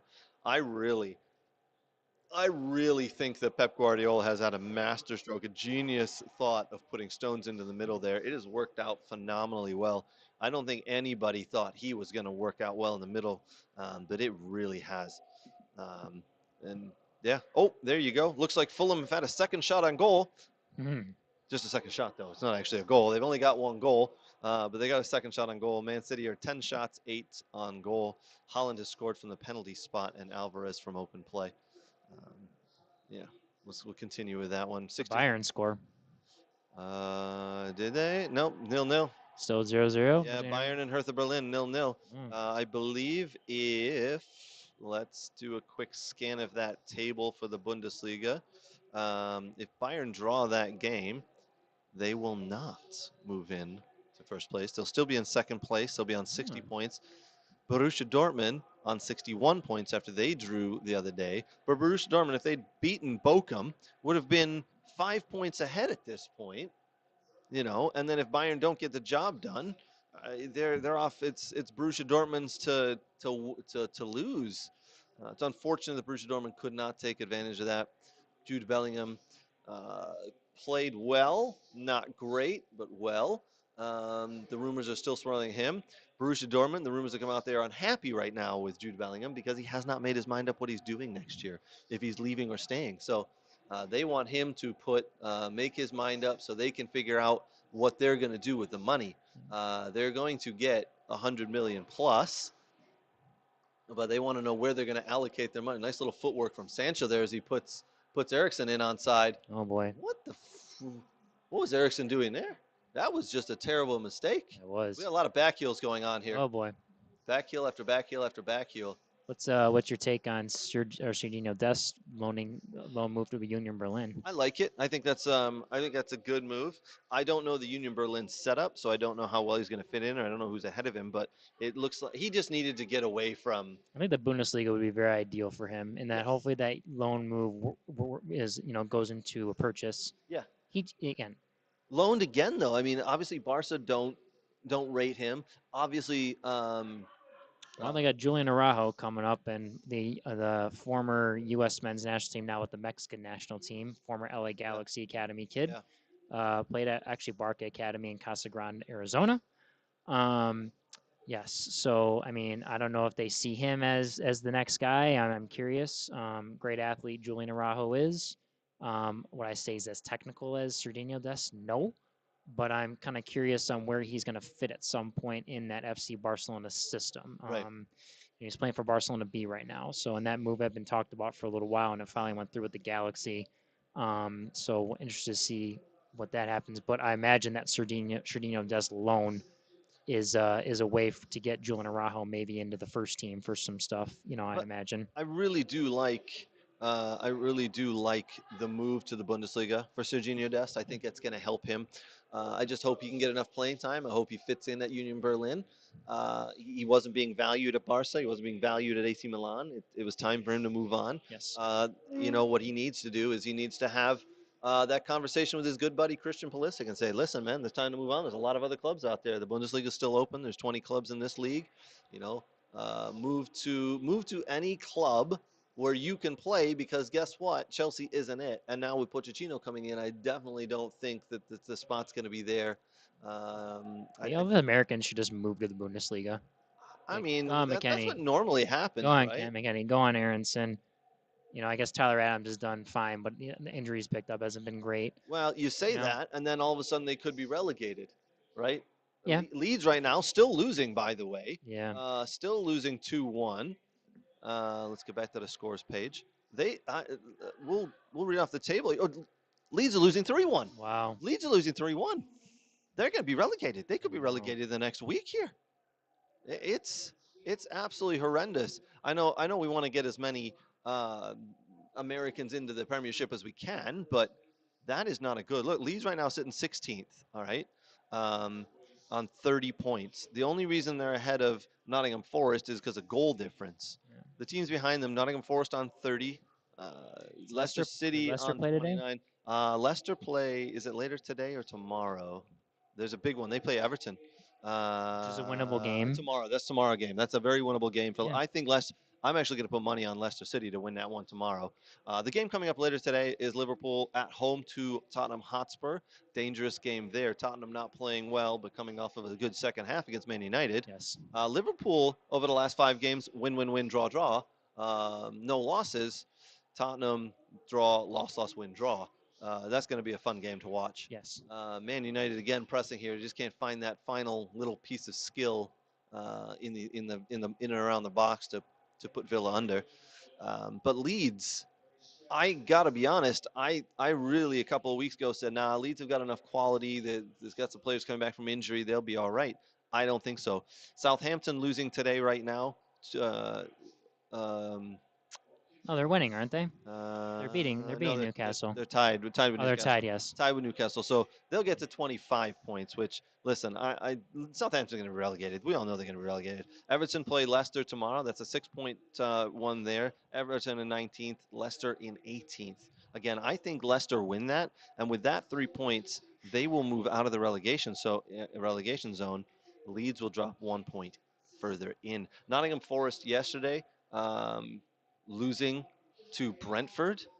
Nottingham Forest making a big mistake using all their subs. Then one of their players getting injured and not being able to carry on. So they had to play with 10 men, and they were up 1-0 at that point. Oh boy. Ended up losing 2-1. Nottingham Forest, I don't know if you saw that Keylor Navas played out of his mind. He has every Still week, lost. hasn't he? He has. They still lost, though, because they set up a wall. I think there was about a 25, 30-yard free kick. He set up a wall, and the wall broke. Oh, geez. One of the men jumped out of the wall to try to block the ball, went between him and the other man and into the side net. Yikes. It was a great free kick. it would have looked terrible if the wall had stayed together, but because it didn't, it was a good one. And then they snuck one in at the end to lose. Brentford go ahead and win 2-1 there. Um, and Brentford on 50 points in ninth. They put a string of wins together. They could get into seventh, into the top seven. Villa on 54 points. Probably not going to get much out of this Man United game, so they're going to struggle a little bit here. Liverpool, if they win today, they'll move on 56. They'll move into the top five. So Liverpool playing Tottenham. Tottenham in fifth on 54 points. Mm-hmm. Liverpool on 53 points. That's a big swing right there. That's going to be an interesting one. I know. Yeah. I mean, if Liverpool, who at home, they'll move in the top five above Tottenham, and their goal difference will keep them above Tottenham. That's going to be an interesting one. Look for the team sheets as those are due out probably in the next couple of minutes here. Yeah. This Villa Man United game, I don't want to say it's gotten a little boring for me, but Villa just defending at this point, just holding on, seeing what they can do. Mm-hmm. Not really pushing much forward. It's in around, it's the 69th minute here. Man, yeah, it looked like Bertrand they're going to get another Traore one. came on. It looks like, I want. Ooh. Well held. Is with the save. Villa tried to make some changes. I don't think it's really worked. I'd love to see them just push a little bit more forward. Come on, Traore. See what you can do. Always cuts back into the left. Terrible ball. Not a good ball. Fine feet there, not in behind. There's no space in behind. Yeah, there. I think he tried to go in behind, and the runner was going to come to, or vice versa. He thought the runner was coming to, and the runner wanted behind, but there was no space. Yes. Yeah. Man United just passing the ball around, having their way, really. Mm-hmm. Trying to unlock the Village defense, which they are, with that run through. That looked like a handball. Ooh. Villa doing all right. They would, I think based on the way the game's going, or has gone so far, Man United leading 1-0 is fair, which is unfortunate. Anybody but Fernandez is what I would have liked to have seen. Again, not a fan. Just not a fan. We are again at the Dog and Pony Show Brewing in Oak Park. We'll be here, I don't say often. We won't be here often live, but we'll definitely be here having beers. So make sure you check this place out. Some of the beers on tap. We're about to dive in. The blueberry beer I had. Oh, yeah, it was good. The one we had the other day. Yeah, that beer was fantastic. Mine some donuts over there. They look pretty good. Ooh, donuts and beer? Yeah. Yeah. Did you see the Christian Benteke bicycle kick yesterday? I did. That was pretty impressive. It was. Christian Benteke, former Villa player and Liverpool player. Boom. He's been big for them. Let's see where DC United stand right now, because in the table, we haven't gone any over MLS. They won their first game, then they went on a slide of losing 5. Yeah. I don't know. They must have won yesterday, right? Because they were at that point that put them up 2-0 over Charlotte with 15 minutes to go. Yeah, they're in 7th place here, so we'll kind of go through the standings here. We'll go through the Eastern Western. Go through the standards of the MLS, please. So New England and FC Cincy are tied at the top with 21 points. Atlanta United at 3rd with 18. Nashville beating Atlanta United yesterday 3-1 actually. Are now in 4th place. And then New York City FC with 15 points, so in 5th place. Columbus, I watched a bit of that game last night against Inter Miami. 6th place with 14. DC United with 14 and 7th. Orlando City in 8th with 14 points. And then TFC, Toronto, Bob Bradley, hanging in there, sitting in 9th place. Now this year it's going to be top 9 teams just because they've expanded the playoffs. They expanded the playoffs. Yes. In the bottom tier below the playoff line, Philadelphia Union in 10th place with 11. Chicago Fire, 11th place with 11 points. Inter Miami, 12th place with 9 points. Montreal making a little bit of a run. They beat Sporting Kansas City last night, I believe. Yes, they beat them 2-0. So Montreal getting some points there. They have 9 points in 13th place. Charlotte FC dropping off a little bit. 14th place with 9 points. And then New York Red Bull, which is very uncommon because they've honestly been when I was listening to the game last night with Chicago Fire and Red Bull, it said out of all we'll consider soccer now 5 major sports in the United States. The Red Bull have actually been the longest, made the playoffs the longest out of anyone ever since the Really? Pittsburgh Penguins got knocked out of the playoff, didn't make the playoffs this year. The Red Bull now actually own that. Out of the top 5 leagues in the United States, the longest team that's made the most consecutive runs to playoffs. Crazy. Uh-oh. Yes. Looks like Marcus Rashford's gone down with an injury here. Oh wow. Um, he doesn't look too happy. Yes. Um, Western Conference, just we're running through that yep, go quickly. for it. Seattle Sounders sit on top now with 20 points in first place. St. Louis City SC with the loss to Portland last night, 2-1, sit in second place with 19. LAFC in third with 18 points. San Jose, who were at the bottom of the table last year, 2-2 draw against, yesterday they played Austin FC. Good draw for the San Jose Earthquakes and Luigi Gonzalez in his first year with San Jose. Fourth with 15 points. FC Dallas, fifth with 14 points. Houston Dynamo in sixth place with 13 points. Minnesota United in seventh with 11 points. Portland in eighth place with 11 points. And Vancouver in ninth place with 11 points. And then below the playoff line, we have Real Salt Lake in 10th with 10 points. Austin FC, which is crazy because last year they ran the table, 11th with 9 points. Colorado Rapids, 12th with 9 points. LA Galaxy in 13th place with 6 points. And then the Sporting Kansas City are in 14th place with 3 points. So it is not good for Peter Vermees and Sporting KC. No, yes. Tell me what's the Sporting KC record so far? What is that again? So Sporting KC, as I said, 14th place with 3 points. They are currently 0-7-3. So they have 3 ties, no wins, 7 losses. At what point do they have to get rid of him? I don't know. That's interesting. At what point do you say, you know what, this is a terrible start to our season?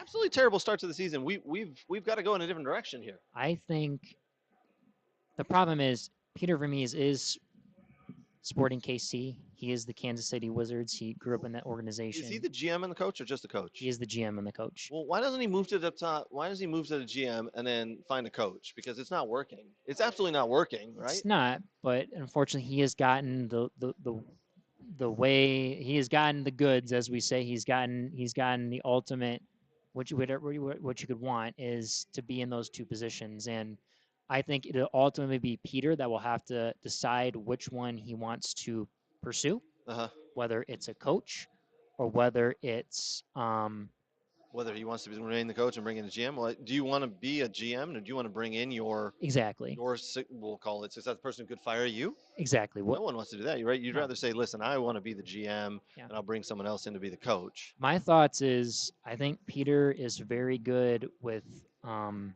he's good at both. Like, he's an above average coach. You can tell by the way, he changed Sporting KC and how they changed a lot when he took over. But I think he's a very good guy in the sense of, player transfers, acquiring players, doing what he needs to do. I think he would be an excellent GM. I think if he steps away, I don't know if he lets Kerry Zavagnin, the head assistant coach, take over or find someone else. Yeah. Kerry Zavagnin, by the way, Michigan guy, played at Catholic Central. Oh, really? Yes. Oh. Yes, former. I think he played at, I want to say, was it UNC or IU? Played at one of those big time universities. But I think he's got to make a decision, and I hope he would make the decision that's right for the club, right for the fans. Sure. Because that club and organization is too good to be in 14th place with 3 points currently. I mean, they should easily make the playoffs every year and be a dangerous team every year. That is a beautiful soccer venue from what everyone has said and what I've seen on TV. They have a great training facility. U.S. Soccer has like a training facility there where you go take your coaches courses and everything. Like, that was kind of the hub they made outside of kind of the LA and Chicago. They have a lot to offer, and I think, any coach that can come in there can do a good job. And I think, whether it's the right coach or the right players, but, I just think, I just hope Peter just kind of takes a step back and just looks and just said, am I doing what's best for the club and the fans? Right. If I'm not, I need to pick one. Right. And which one do I want to do? And I think, does he have the wherewithal to do that? Does he have the introspective view to do that, or does he just say, I want to remain everything here? I'm the guy. You'll live and die with me, and I'm going to turn this around and he thinks he can do it when he really can't. I think honestly, I think it's gonna be when it gets to rock bottom, whatever rock bottom is. I mean, how much further it can go, right? I We think haven't won a game you yet. know, 7 losses and 3 draws. is it Chris Klein rock bottom though, where the fans are starting to protest? That's the question. Does it get to that stage? Because if it gets to that stage, that's not good. Yep. Speaking of stages, it's getting to the stage of the game now. Was it about 12 minutes left, 11 minutes left in the Villa Man United game? Villa got to make a decision here. Do you start pushing forward to get that draw? Do you hold, because Man United are pushing here and a second goal could be coming, but What do you it's got to it's lose? it's time. Yeah, you might as well. Listen, I'd rather lose 2-0 and go for it Yes. than lose 1-0 and sit back and see if we can just pick a goal out randomly and try with one chance. Yes. I'd rather say let's go at it. Let's try. There's no harm in trying. What we got to lose? We were never meant to win this game anyway. We're coming in on good form. Don't get me Correct. wrong. Yes. But yeah, I think it's time to go at it. It doesn't look like Villa. They made some changes. They brought in Lucas Digne, Bertrand Traore, uh, And to me, they're gonna have Callum to catch Man Chambers. United on a mistake on a counter. Like Yeah, this is where we're talking about countering. You know, yeah. when we started, I think this is where this is gonna have to be caught. Catch Man United off guard, or it maybe comes from a De Gea error or deflection off something. You know, some little silly gonna goal. Yep. Yep. Well, we'll see. There's about 10 minutes left, as I said. We'll see. And then yeah. I heard there was a goal in the Newcastle game, Brooks. Newcastle have Oh, now gone up to. Maybe it was called back. oh, Oh, maybe it was called off. I did mm, just see that. Oh, it might not have counted. It must come back because it's still oh. saying 1-1 on the score sheet there. Um, yeah, it says 1-1. It was 2-1. Looks like that's been called back. Not a goal. If we, Goal. What's going on in Serie A today? yeah, man, Serie A is going a little. The last couple of weeks since here we go. Is he on sides? Looks like it. This is Watkins. We'll show you how really good he is. There it is. Oh, Oh, there it is. Oh, he hit the defender. Why? Oh my gosh. oh! I pulled my own headphones out. Oh wait. How Oh, did see? How did Villa not the score Hayes, there? they still got it. No. They call a foul. How do you not score there? Oh, there it is. Newcastle United did go ahead 2-1. Oh. Looks like an own goal by Theo Walcott. Uh-oh. Whoops. Yeah. Gosh, he's still playing. Yeah, I know. What did I tell you at halftime? You know, Southampton up 1-0. I should have put money on it. What did I do? I got lost in our discussion about U.S. soccer. That's a great save off the line by Lindelof. Well done. Yes. Of course, they're going to call that as a Good foul. team defending. But that has got to be in the back of the net, man. Yes. Dougie Luiz has 2 chances at it. That's it. That's the game. That's it. It's done. And that's it. I think we can just call the game now and save ourselves all 10 minutes, folks. Let's go home. I'm done. You don't score that. You had Ollie Watkins didn't. I'm sorry, but you're the striker. You go one-on-one. You got to find a shot at goal there, man. Correct. You don't go down to the line and cross it back. No. I get it. We almost had a scoring opportunity from it, but you're the fucking star striker, man. Go find a shot on goal. Don't do that. Correct. Dougie Luiz, you had 2 opportunities from a 12-yard mark, and that's what you did. Yes. Unbelievable. I do like, though, as I said, I think that we did go at it. I think we went at it. I think we're going at it. We're giving it a shot here. We'll see if it works out. There's still 9 minutes left, then plus added time. But, oh, my word. Oh, Villa, what were you doing? That was it. That was it. Just so everybody's aware, we will be going live tonight again for an hour starting at 9 o'clock. We will be drinking beer this evening. Beer coming back home from Dog Pony Show Brewing here in Oak Park. Man, what a great venue this is, huh? I freaking love it. Very great venue. I tell you what, the fact that we're now partnering with this fine establishment and their beers, I couldn't be happier. I think we have officially made it. So But we do need to do those as, you know, next time we go live or just for our show, we need to make sure we let them know what kind of beer they have and that they're brewing, because they brew a lot of different stuff. We got a tour of the brewery in the back, and it was quite impressive what the owners, the 3 brothers, are doing, and you know what they've done for this community. I mean, it's only been almost 2 years this place has been Yep. open. 2 years, I think, in June 17th, which is an event Yes. they're having. We might be down here. I'll definitely be Yes. here. I think before, what we're going to do is we'll sign off in a little bit. But then, Brooks, I think what we need to do is get a little bit of a video and some pictures of a. We do. We'll get a sampler. I want to get a sampler. We do. I want to get a little sample platter. The blueberry's going to be on there again, even though I tried it. I really enjoyed that beer. Don't judge me because I like fruity beer. Don't do it. Don't do it. I'm not saying anything. Maybe Nate would. Maybe Nate. Maybe Nate. Yeah. Nate probably doesn't like fruity beer. Nah, probably not. You know, Nate. He's Oh, hold on. We got another goal here. oh 3-1. Newcastle. Newcastle. Oh, See, now they said that's how a team puts it away. That's how a team does it. They come back. They scored in the 54th, the 79th, and looks like the 82nd minute. Well done, Newcastle. I knew I should have put money there. Come on, Villa. Blew it. Looks like it was Callum Wilson with the first and the third goal. Theo Walcott with an own goal in there for Southampton. yeah. I mean, listen, that was always going to happen. Newcastle are a good team this year. They don't lose often unless they come to Villa Park. It's still very surprisingly, still 2-1 Man City over Fulham. And Man City have a very strong team out there, minus Kevin De Bruyne. They got a strong team. Still zeros there with Bayern and Hertha too. Yeah. What's going on in that game? That's the Bundesliga. Oh boy. Again, a bunch of.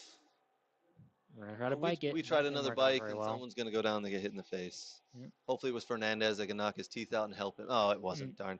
0-0. I might actually put money on this now. Bayern Munich 0-0 against Hertha Berlin. 81% of the possession for Bayern gosh. Munich. How many saves has the keeper made for Hertha? 16 shots, only 4 on goal. Oh, that's bad.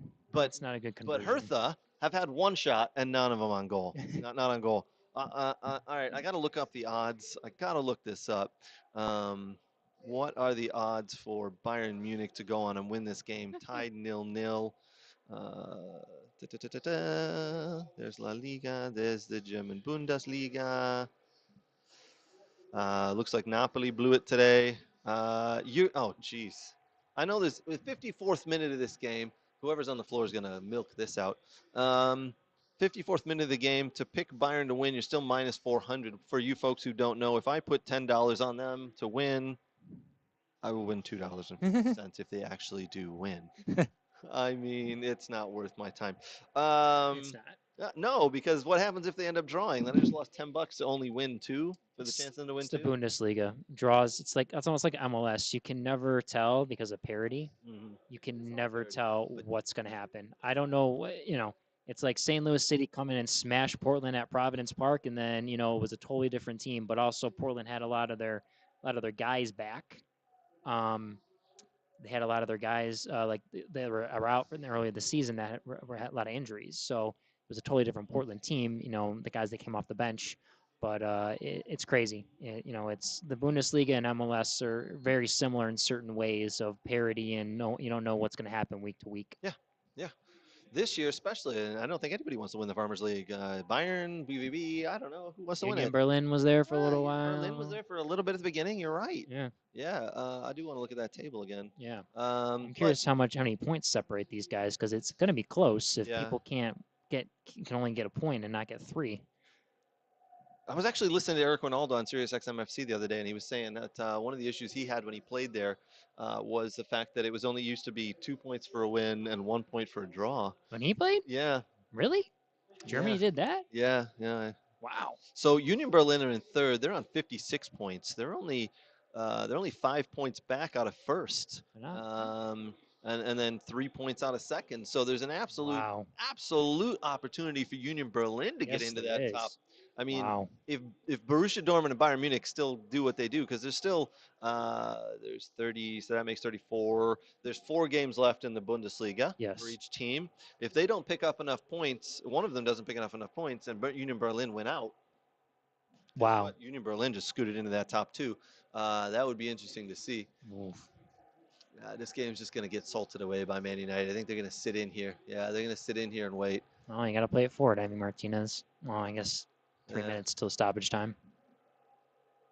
Surprised me. See, they're not pressing like they were in the first half, which is smart. Sit back. Let the keeper have the ball there because he's not going anywhere with it. Correct. Right? Let him waste the time.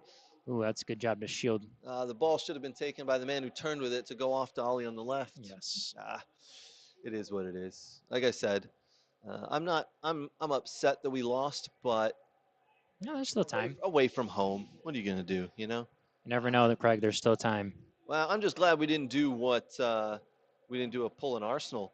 I mean, and lose, 4-1. Yes, 4-1, a demolish. I know.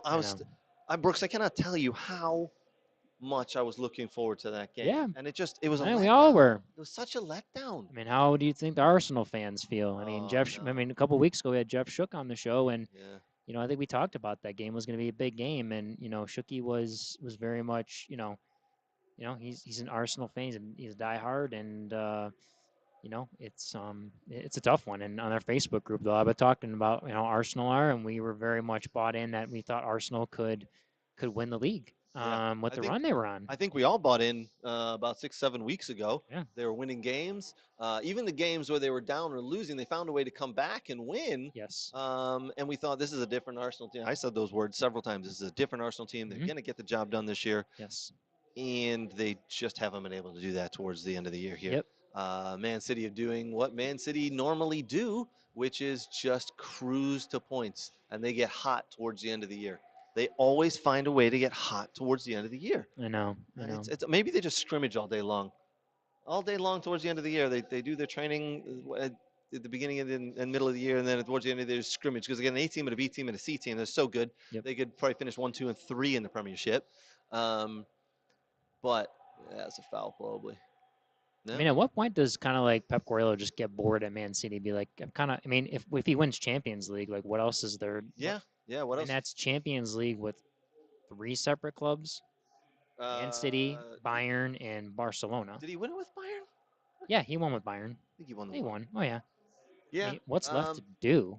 Like I always say, come to MLS. But the problem is, I would love for Pep to come to MLS, but the problem is, I don't think there's enough international competition that really tickles his fancy to come to the Major League Soccer. What he doesn't like about MLS is also the parity.